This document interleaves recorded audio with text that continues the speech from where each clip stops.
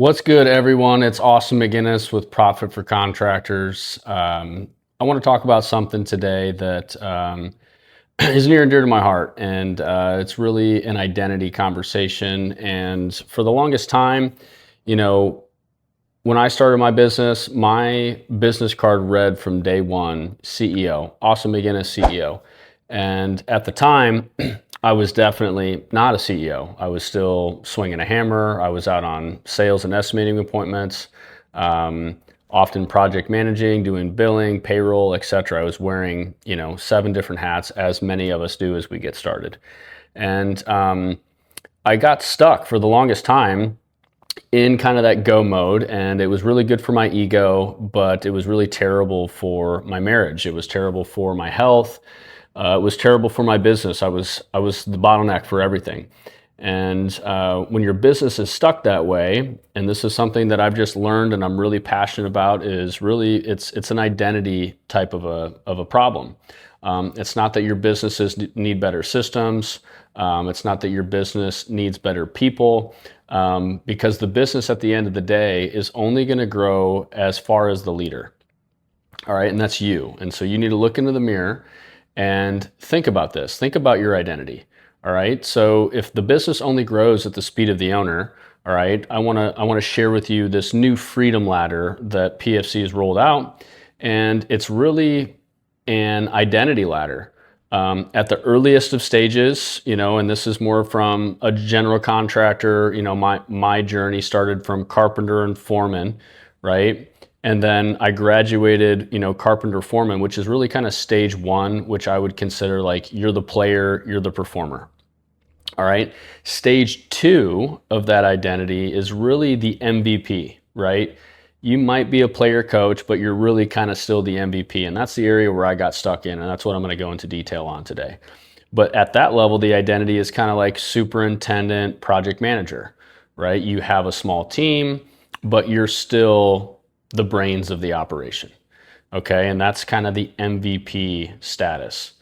The next level is really kind of that, player coach into the coach, right? And that's really more like general manager, chief of operations, where you really have a larger staff, guys that are running projects, mainly without you. And in that territory, I often see myself, and even with clients, that you tend to house many of the marketing and sales activities for the business, probably even some of those CFO type activities of the business.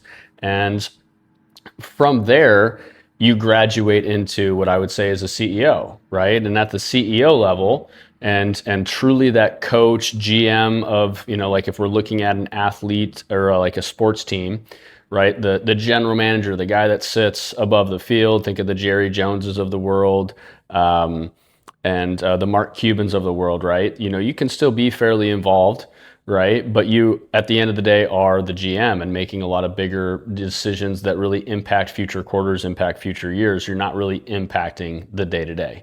And so that's kind of the freedom ladder in a nutshell, right? And if you want to, identify with where you're at on the freedom ladder, whether it's carpenter, foreman, superintendent, project manager, up to GM, COO, CEO, if you want to identify that, we have opportunity to do that. And I'm going to tell you a little bit about that at the end of the call. But more so, those of you that are stuck, and what I find is many people, many owners get stuck at this MVP level, right? And in my own journey, right, I was stuck there for at least 3 years, right? I had a team, I had a bunch of A players, but I would keep, and I still find myself today like scratching, like the itch still scratches, where I want to insert myself into certain facets of the business that I feel like they're just not working good enough. It needs a better system. The person's not doing the right things. And I think if you get in and you start to take that from them, they feel it and then they're deterred, right? They lose motivation for their job. They lose, really a bunch of trust and faith in you and what you've hired them to do. And instead, if you start to look at it from the coach perspective, right? If you have that coaching identity, that relationship really shifts in a really fun and positive way. And so how do you go from the MVP mindset to this kind of like player coach, or even further up that ladder of coaching mindset. And I think it takes a while to get there, but like it really starts with you, right? What are your habits? What are your actions? What are your thoughts? And identity really starts with changing how you think. If you say, hey, my mantra for this quarter is that I'm going to be the coach, right? That you need to hold yourself accountable to that. But also, if you have that identity, that's going to start to shape your habits differently. If I'm now the coach and I'm no longer the MVP, now when I actually go to a client meeting, or go to an employee one-on-one, or review, or the company meeting for kicking off the guys for the week, let's say, your approach should be absolutely different, because your identity is different and you're going to have different thoughts. So it's like identity shapes your thoughts, thoughts shape your actions, and your actions relay into your habits, right? Your week to week, day to day habits. All right. So identity, thoughts, actions, habits. That's how you truly make a shift. One, it's about identifying where you're at and where you want to go. That's the gap between those two identities. And often the gap shift relates to thinking differently, acting differently, and having different habits. So to go from MVP and inserting yourself and having thoughts about, hey, how can I save that project? Or how can I, make this part of the business run more effective, more efficient? It's now thinking, how can I coach the person in that seat to do their job better? And oftentimes with our employees, right, they have this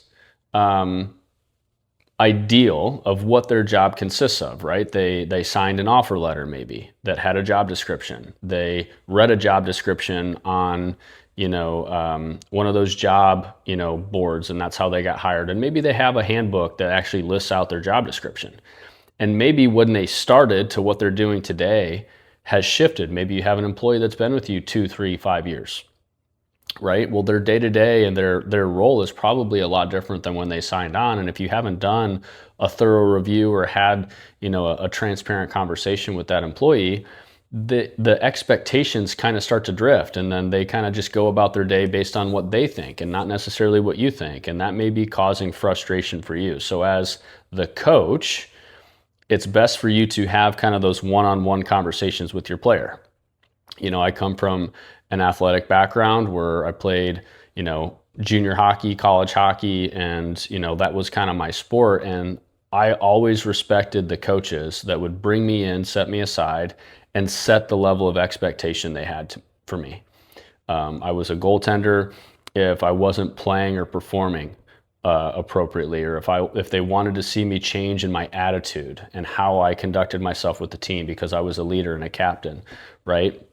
Those types of conversations, I respected that coach a hell of a lot more than the coach that just would bench me and not tell me why, right? So, or like that's just a great example, right? So if you're feeling like you want to bench a player, potentially fire a player, or bench a player for not conducting in the locker room that you feel like you've built and is just not working appropriately, like, have that transparent conversation. You benching him and not telling him why is part of your MVP mindset. The MVP just takes the puck and goes and scores himself, right?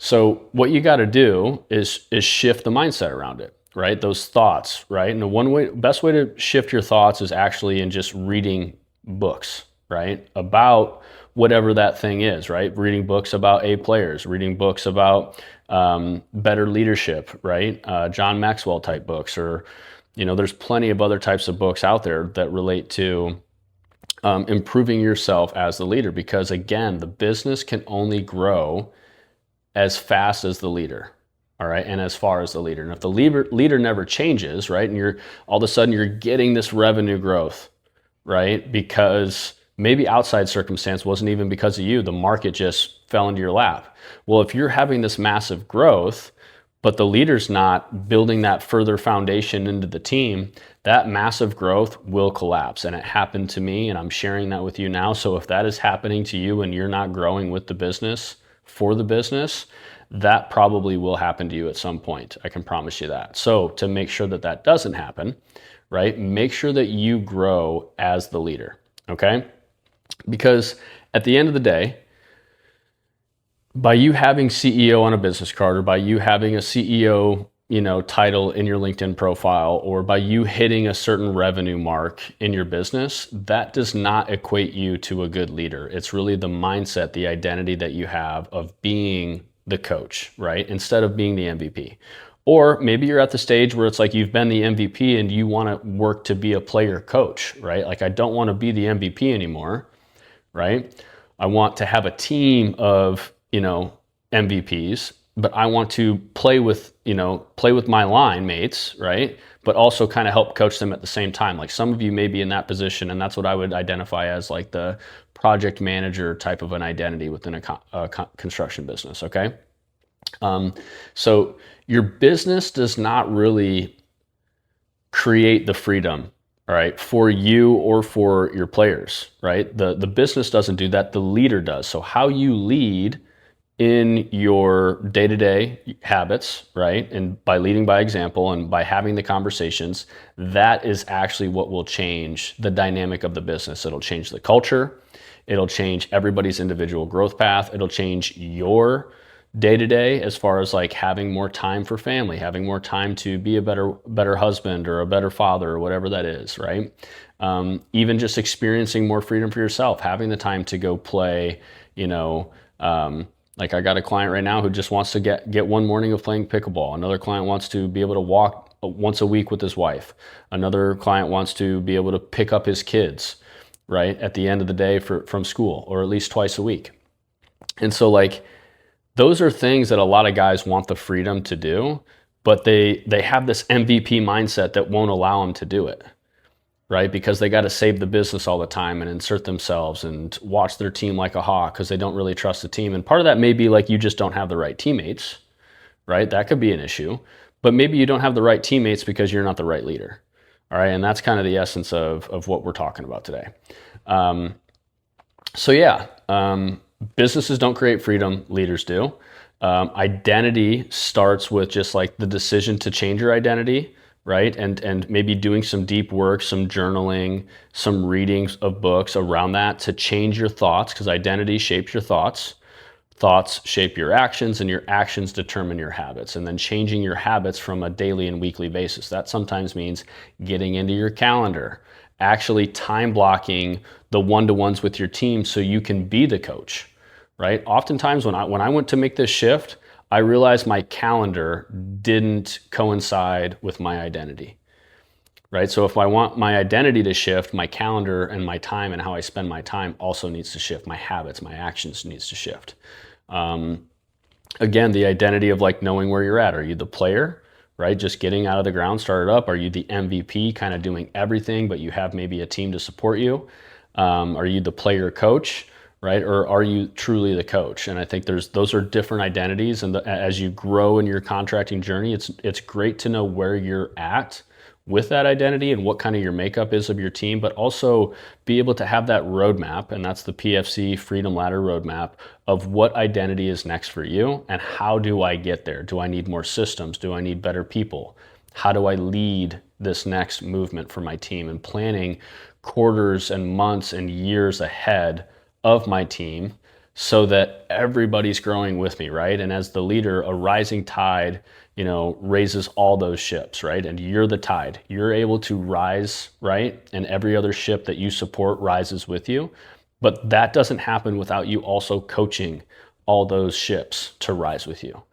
And I think that's the most important part today. So anyways, identity is the main topic today. And if identity is something that you're feeling a shift in for your business, I would love for you to book a Profit for Contractor calibration call where we can get on and basically lay out this freedom ladder to you, this identity ladder from carpenter and foreman all the way up to CEO and chairman, right? Building a legacy and having the freedom at each level, right?